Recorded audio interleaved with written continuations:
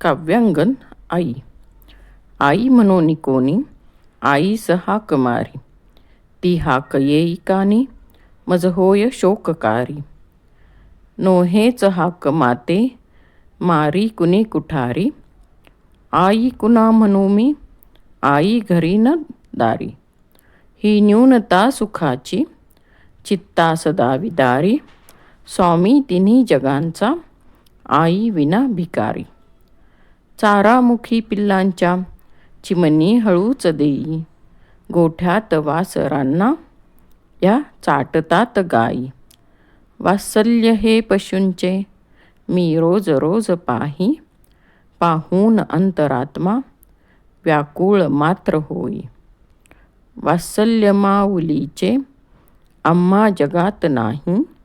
दुर्भाग्य या विनाका आम्हास नाही आई. शाळेतुनी घराला येता धरील पोटी.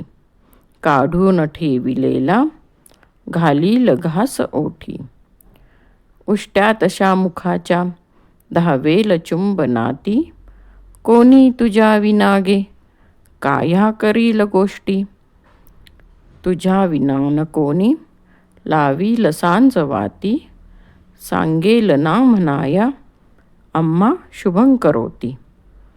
ताईस या कशाची जाणीव काही नाही. त्या सान बालिकेला समजे न यात काही. पाणी तरारताना नेत्रात बावरेही. ऐकून घे परंतु आम्हास नाही आई. सांगे तसे मुलींना आम्हास नाही आई. ते बोल एतिकानी आम्हास नाही आई. आई तुझ्याच ठाई सामर्थ्य नंदिनीचे. माहेर मंगलाचे अद्वैत तापसांचे. गांभीर्य सागराचे औदार्य या धरेचे.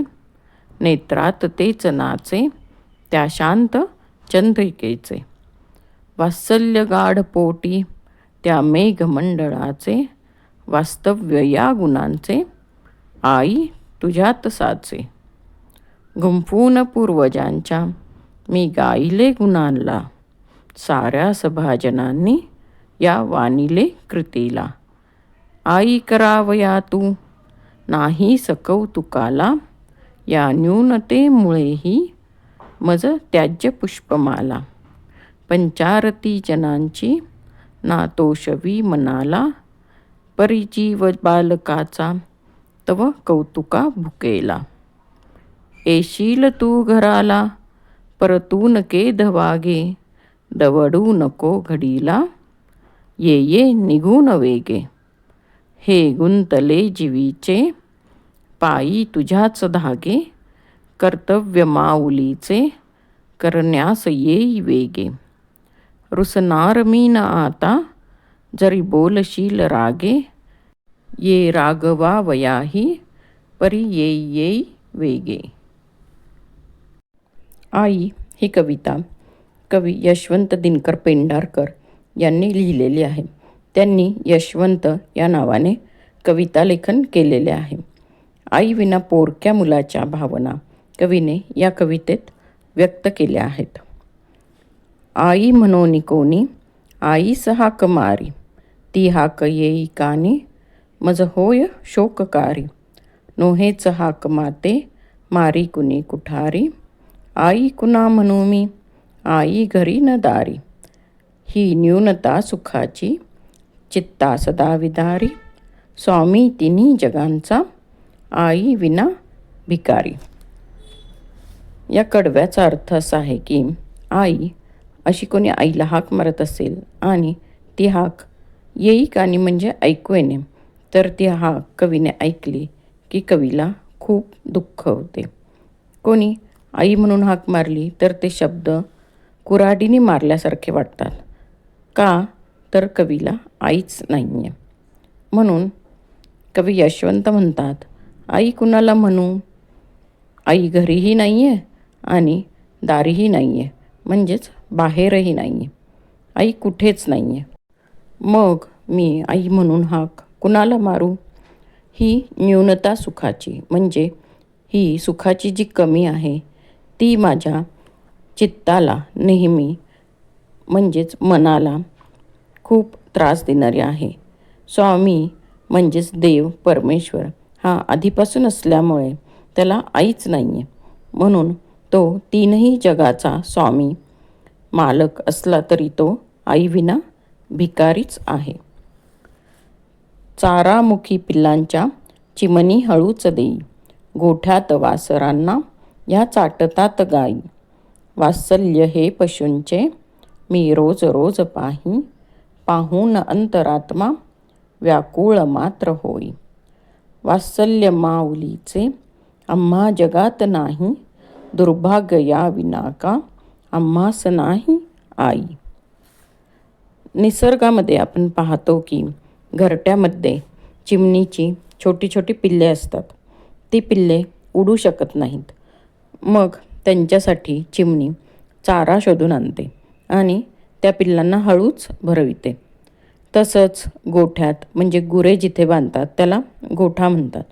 त्या गोठ्यात गायींना त्यांच्या वासरांसोबत बांधलेले असते. गाई आपल्या पिल्लांना वासराला प्रेमाने चाटते. हे वात्सल्य कवी रोज पाहतो आणि त्यांचा अंतरात्मा मन दुःखी होते. का दुःखी होते?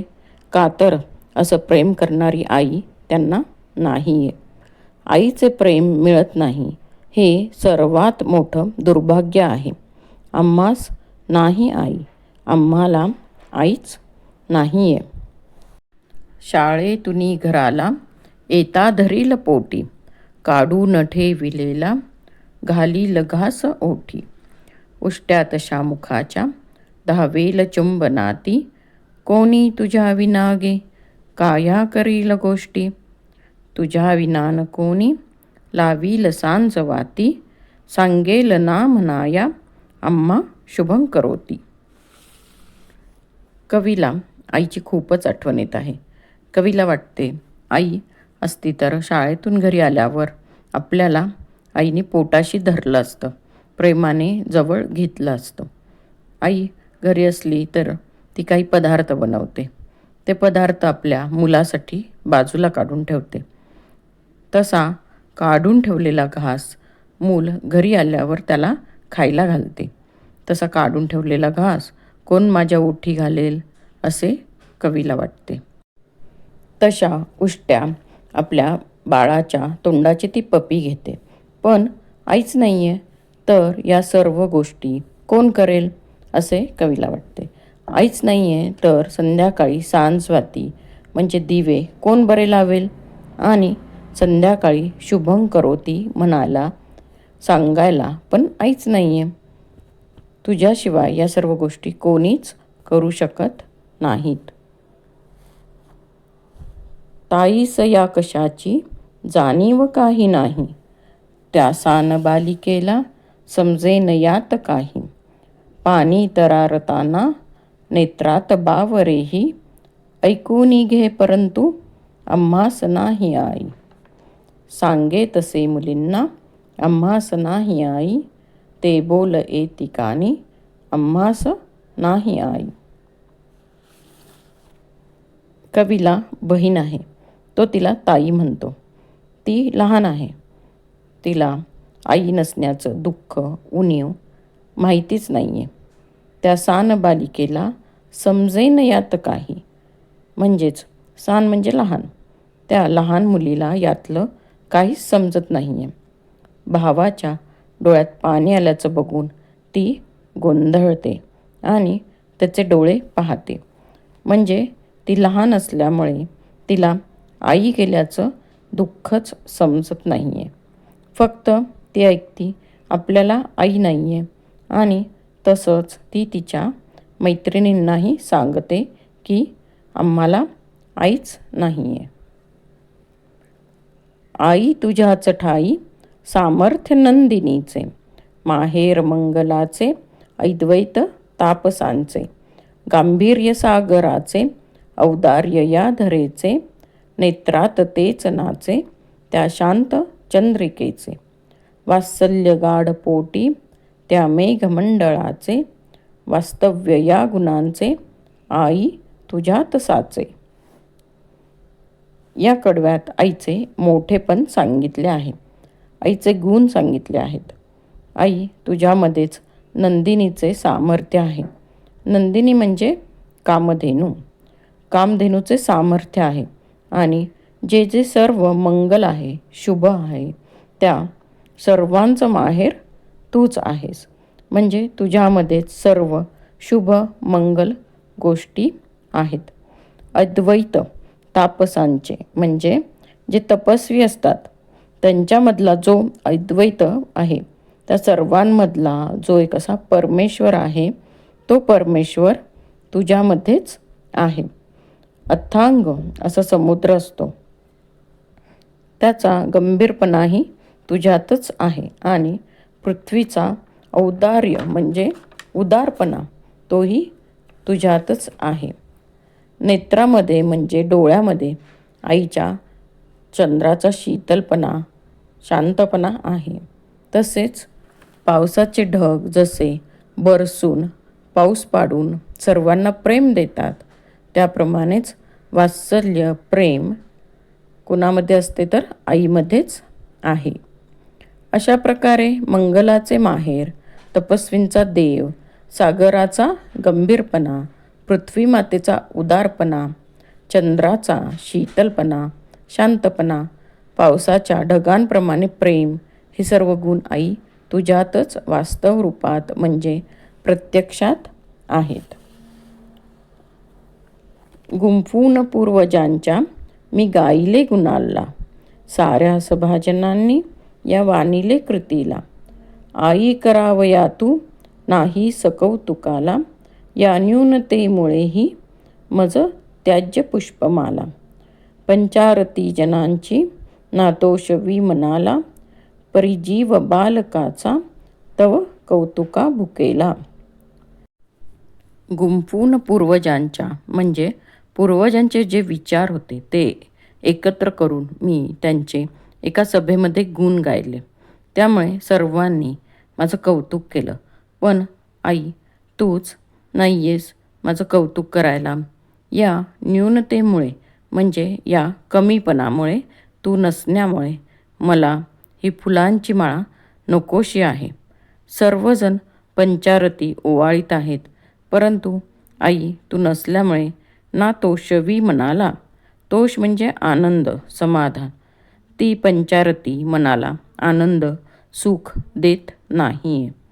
बालकाचा जीव मन आईच्याच कौतुकाचा भुकेला आहे. येशील तू घराला परतून केद वागे, दवडू नको घडीला ये ये निघून वेगे.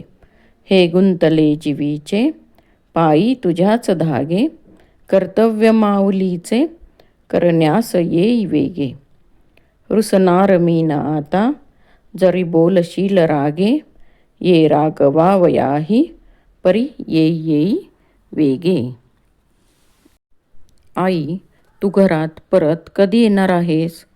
आता वेळ दवडू नकोस, घालू नकोस. वेगात म्हणजेच पटकन निघून ये. आई तुझ्यातच माझ्या मनाचे धागे गुंतलेले आहेत आणि तुझे जे कर्तव्य आहे आम्हाला सांभाळण्याचं, ते करण्यासाठी तू लवकर ये. आता मी रुसणार नाही. तू कितीही रागाने मला बोललीस तरी मी रुसणार नाही. बरं, रागवायला तरी तू लवकर ये.